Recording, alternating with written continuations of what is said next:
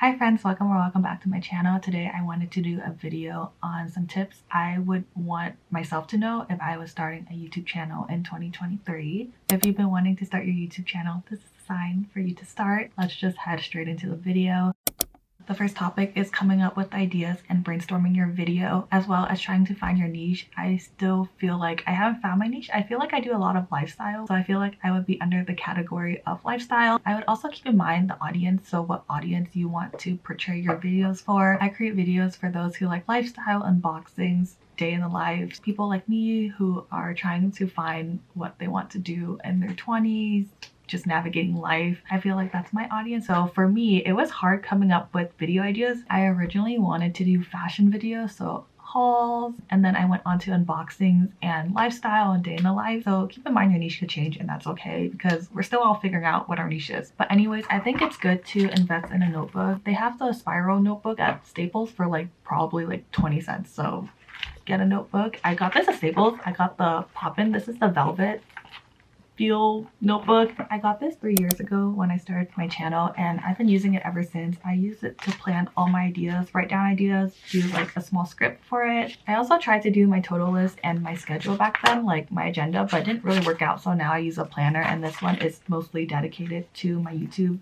ideas and notes. My first idea was my Animal Crossing unboxing, and that really helped start my channel because when it comes to video ideas, you need half of the videos to be what your audience wants and then half of the videos to be what you want, just to balance out your channel. Your YouTube algorithm will also be better that way. When you first release a video, it'll test how well it's doing, so how many people stay and watch it depending on how many minutes. So let's say you have a 20-minute video and they watch the whole 20 minutes, your algorithm will be really good. YouTube will push that video out towards other people. For my Animal Crossing unboxing video, that one did really well, and because people like my thumbnail, like the video, and stayed to watch it, YouTube suggested to other people, and that's how my video grew and just helped me jumpstart my channel. So when you first start your YouTube channel, just keep that in mind. Just have a balance, but also this is your YouTube channel. First create the videos that you want, and then from there you'll start to build an audience, and then just try to balance it out. I'm getting off topic, but invest in a notebook. Video ideas can come at any moment, so I always try to bring my notebook with me whenever I can. You can also use your notebook to write down ideas and notes that you can use during your videos. I'm actually using my notes right now for this video so I can remember what I want to tell you guys.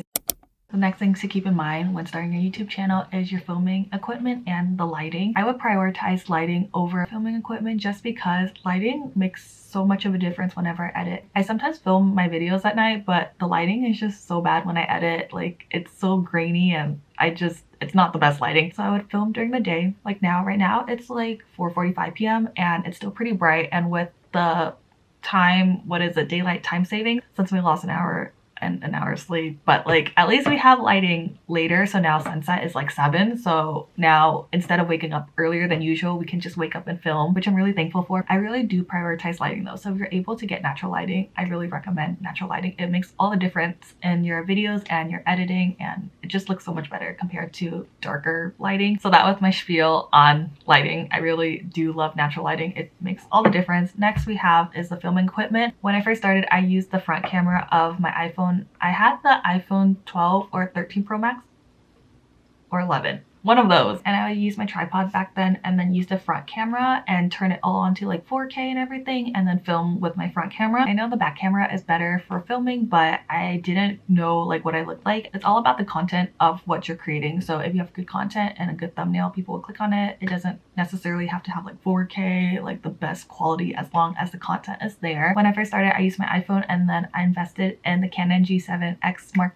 II. I got this camera a few months into my YouTube channel because I wanted to invest in my channel. I researched a lot prior to buying this because I wanted a really good starter beginner camera. I used the Joby tripod. I got this from Amazon. I got my Canon G7X Mark II from Best Buy, and so together everything was about $600, $700. When you first start out your channel, use something that's available to you, like your iPhone. Keep in mind it's all about the content, and then later you can invest in the quality. I take my thumbnails also on this camera, and then sometimes I take my thumbnails on my front facing camera. My iPhone, for thumbnails, it's going to be a little bit grainy if you use your front facing camera, but sometimes it looks better for me, so I switch in between. When watching everyone's advice on starting a YouTube channel, I feel like this isn't mentioned a lot, but I feel like it should be mentioned more. It's your emotions. I feel like when I first started out my channel, I had so many nerves. I'm why am I just talking to myself or talking to a camera? And then oh, who's going to watch? I feel like no one's going to watch my videos, and I feel like it's hard. Like, honestly, it's hard. I didn't know anyone that did YouTube, and then when I reached out to other creators, I felt like I didn't get like the answer I was looking for, and so that's why I'm here today. I wanted to help you with all your questions. So if you have any questions and would like any help, just DM me, just comment down below. I'm more than happy to help because I know how hard it is to start your own YouTube channel. So just start your YouTube channel, you'll get the hang of it, you'll be more comfortable talking to yourself, to a camera, to all of you. So next one we have is editing. I edit on Splice and Adobe Premiere Pro. I missed my finger. When I export everything from my Canon G7X Mark II to my iPad, on my iPad I have the program called Splice. It's $49.99 a year. I invest in it because this editing app, software is really like easy for me to grasp. I feel like every time I tell someone this, I feel like it's hard for them to believe, but I edit everything on my iPad. They also have Splice for mobile, and I'm not sure if they have it for desktop, but I use Splice on my iPad. It's really easy for me to navigate through compared to Adobe Premiere Pro and Final Cut Pro. I know that a lot of content creators on YouTube use Final Cut Pro mostly, and then Adobe Premiere Pro, a few use that. I still have to research and look into Adobe Premiere Pro because I have it for free because of school. So I think the next 4 years I have it for free, which is really good because before I used to pay for Premiere Pro, it was like 20 to 30 a month, which really adds up compared to like the 50 a year for Splice. It's also an investment to use Adobe Premiere Pro because you have to pay that monthly fee, and I don't even think they have a yearly fee, so it's like 30 times 12. And for Final Cut Pro, it's like $300 for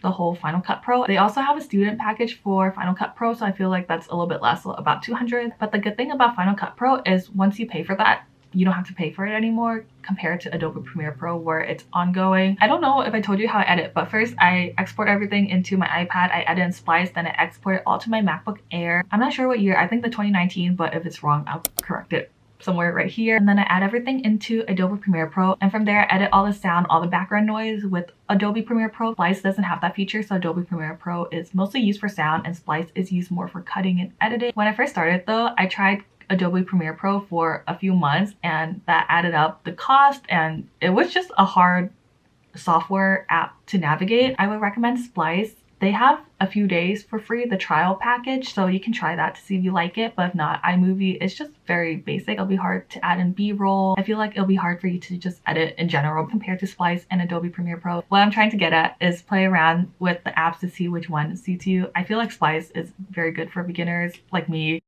The next thing I wanted to talk about is thumbnails. Thumbnails really make a difference in your click-through rate. A click-through rate is whenever someone sees your thumbnail, your video, they click on it, and then from there, how long they watch, that is the rate at which YouTube will tell you. And for the home screen of your analytics, it'll show you the click-through rate of your video. Your click-through rate really makes a difference in how much YouTube pushes out your video. So if you have a higher click-through rate, your YouTube pushes your video out more. For one of my most viewed videos, it was my boba mini fridge unboxing, and that got up to 60,000 views. I took my time to do that thumbnail. I added a little boba emoji. I also played around with the different fonts and color schemes to see if I wanted like a white text to make it like aesthetic and to match the thumbnail. Compared to my snacks taste test that I just posted, this didn't have a lot of views. This was because I didn't work as hard on the thumbnail as I should have. I'm going to go back and create a better thumbnail. I was just really busy, so I didn't have a chance to edit my thumbnail, so I have to go back and edit that one. When you're at the library and you look for a book, you know how they tell you to read like the back of the book to see if you like the summary of it? I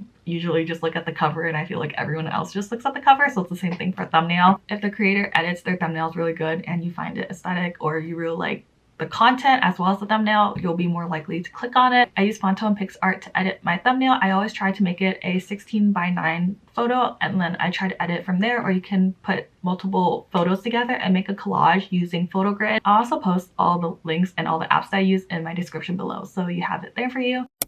The last thing I wanted to tell you guys is about my posting schedule. My posting schedule is every Wednesday I will post. I haven't really stuck by that because I've been so busy, so I try to post at least once a week. So if you don't see a video on Wednesday, it's going to be posted later that week. But for sure, I will post at least once a week, so that's currently my posting schedule. It's not followed to a T. Like, I feel like other creators, they're very good at it. I'm so bad at just being consistent. If you're consistent, YouTube really will push out your videos. I think I really saw that when I didn't post during Christmas time, like November, December, like January, because I was feeling a little bit of a burnout, so I didn't get to post that much. I just saw the decrease sign everywhere, and it really took a toll on my channel, but also I wasn't up for posting at that time. I wish I didn't have that burnout period, but I just did. So when I was ready again, I was able to post back up, and now I've been trying to do it consistently and my analytics have been increasing. If there's one thing that I want you to take away from this video is to post consistently. It will help your channel so much. This kind of relates to the click-through rate, so it all relates. So you post consistently and then you have a really good thumbnail, people click on it, YouTube will spread it to other people who watch similar videos to yours, and then your channel will grow an audience. I would also recommend posting on your socials. I know it's hard to first tell people you have a YouTube channel because I feel like it was hard for me also to tell my friends, you know, but everyone has been so supportive once I told them. I mostly post on Insta. On my Insta post, I'll also be like, oh, also link in bio if you want to watch my new video or a preview of my new video or something. I also post on my stories here and there, and they also have this new link feature, so you can add the link of your video and then when people click on it, it'll go straight to the video, which is really cool because I think before they didn't have that on their Insta features. I know I probably give you a lot of information, but these are the tips that I would have wanted to know when I first started my YouTube channel, so I hope this video is helpful for you. I feel like starting a YouTube channel is like math. Like you need to like build up like all these formulas and stuff. So what do you start with? In kindergarten or like elementary school, you start off with the basics, you adding, subtracting, and then you go into multiplication, division, calc. Oh my gosh, vector calc was so hard. And having that foundation will help you start and grow your YouTube channel. I wish you success and happiness in starting your YouTube channel. Thank you so much for watching once again, and I'll see you all next time.